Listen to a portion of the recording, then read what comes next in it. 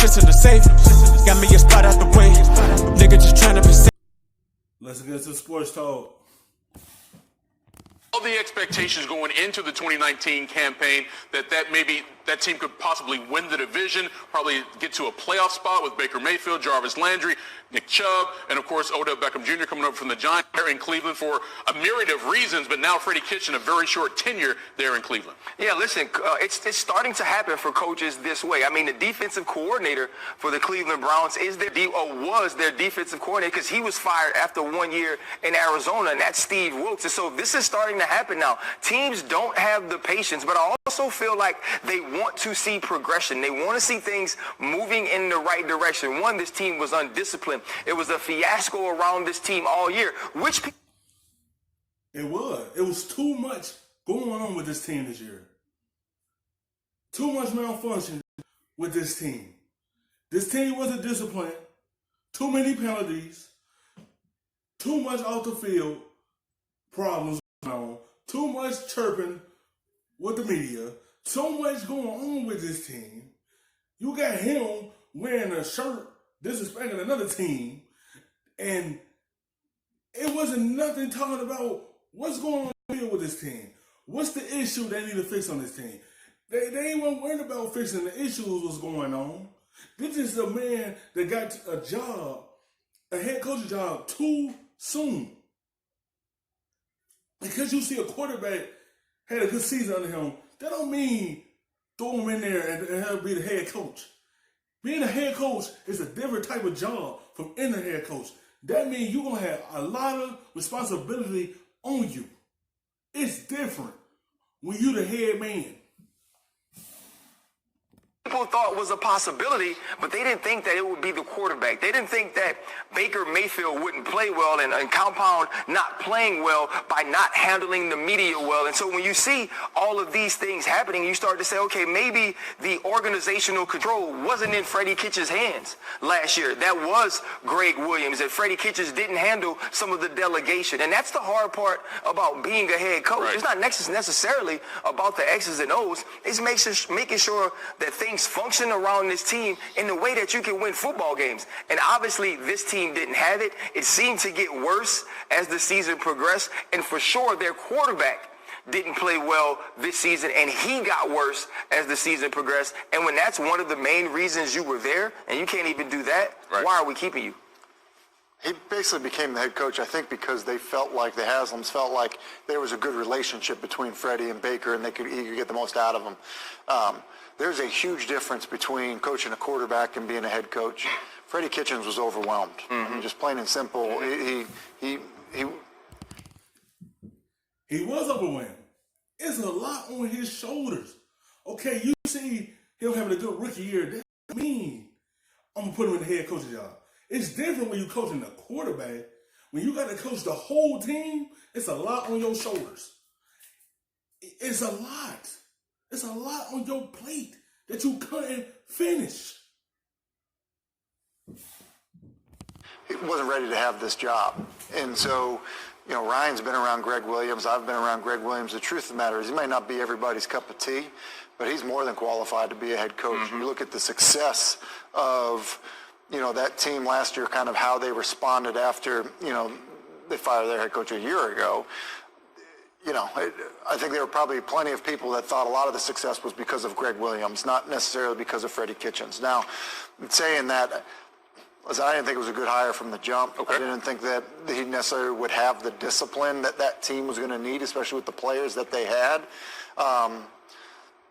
And I think that if the Haslam family, you know, had a quick redo on it, they would like it, and they're doing it after a year rather than, you know, making that decision, making a different decision a year ago. We're still waiting to hear from Jerry, Dak, Jason Garrett, Carson Wentz, Doug Peterson. As soon as anybody comes to the podium, we'll have it for you in its entirety here on SportsCenter. This may seem like a silly question on the surface.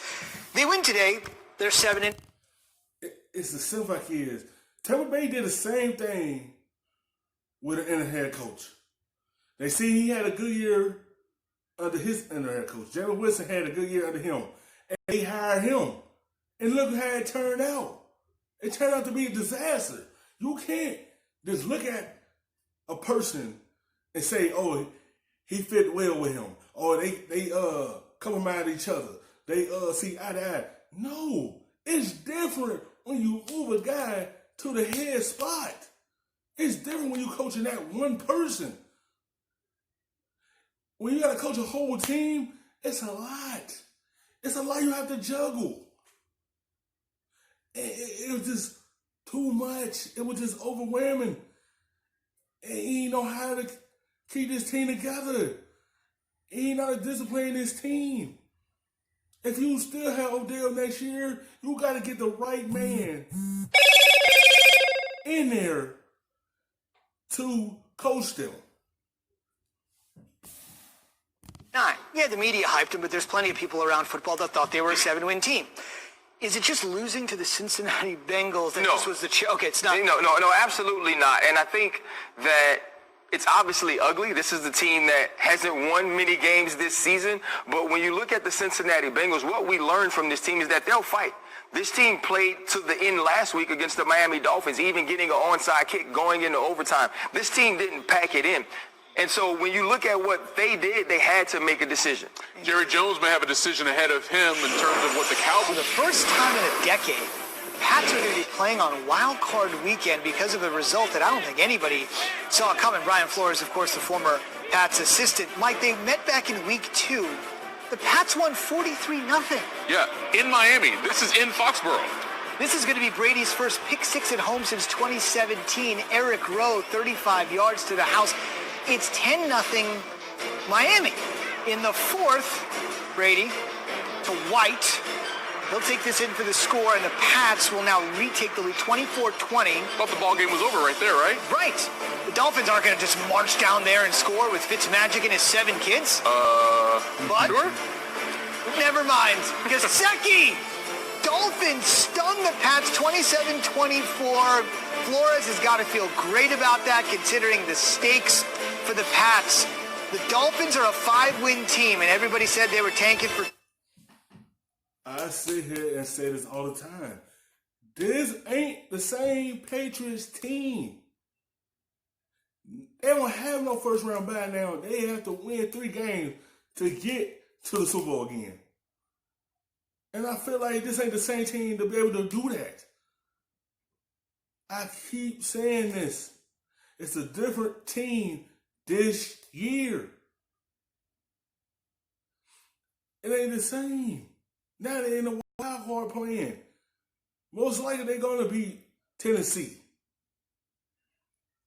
But they needed to be a first round bye team to get there. But now they have to play 3 games just to be able to get there.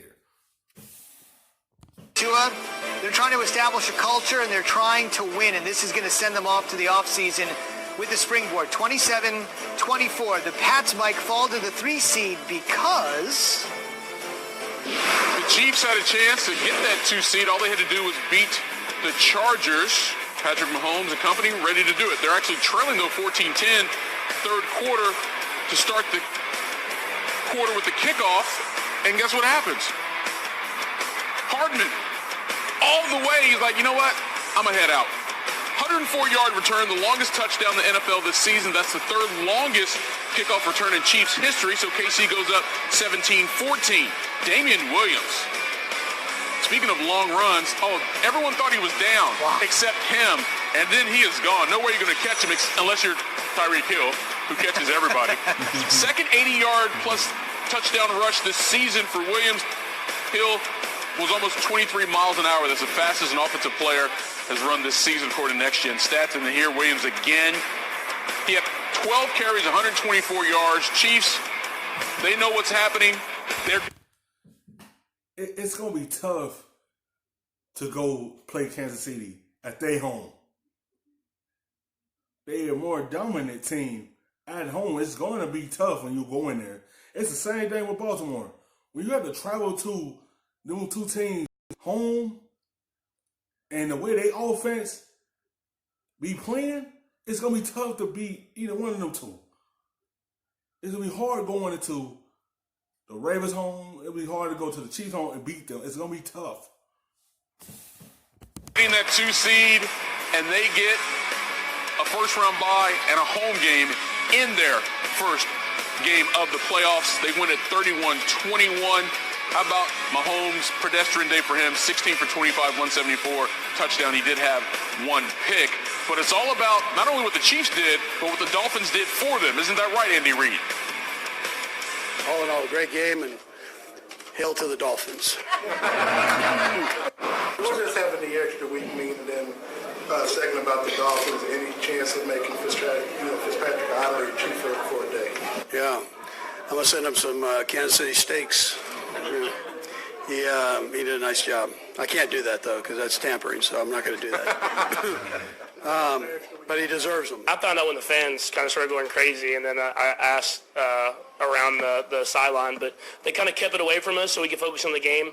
Obviously, you want to get that bye to have that week off, and it's basically like winning a playoff game and then getting to play a game at home. So we're excited for that, and we're going to keep building and keep trying to build this momentum and keep it going. It was a great chance for us to... It's a good thing to get a first-round bye. That's the way, if you do have some players banged up, they'll get healthy for the time y'all get ready to play a game. And, yeah.